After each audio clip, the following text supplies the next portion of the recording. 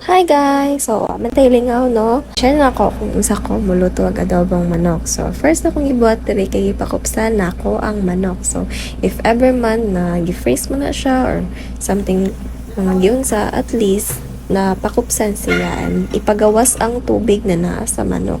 So, samtang nagaano ko no, kaya ako siyang giukab. Pero tungkol sa kong katanga, nag-open ko sa hinungawan so napasok ko. Then, pagukab na ako, pagtanong na ako kay nagtubig pa man siya. So, gusto na ako mugawas ang iyang mantika.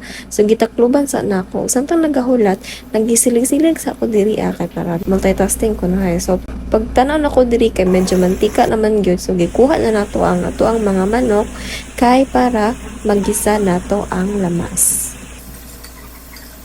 Ginahan mong ko na i-separate og gisa. So, lunod dun akong ahos. So, lutuon na to siya.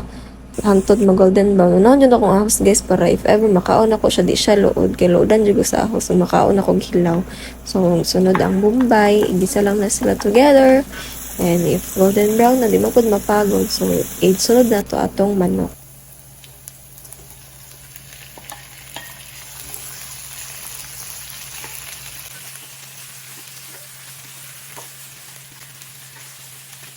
Then, maglunod dayon taog isa ka baling toyo.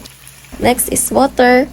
Then, bell pepper para mutamis daw gamay. Ambot sili kay hilig kong halang.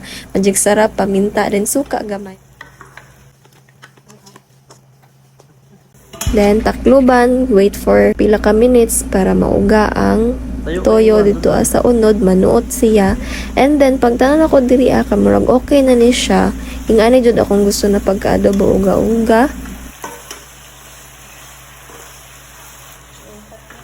I decided na maghukad na. Ito lang hiyawas para mga na ta.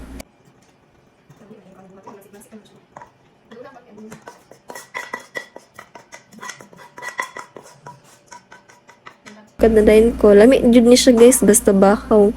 So bahaw jud ako ang giano ani kay para dagan ko makaon. Nahurot jud ang kanon ani as in lami kaayo. Parat na malinamnam.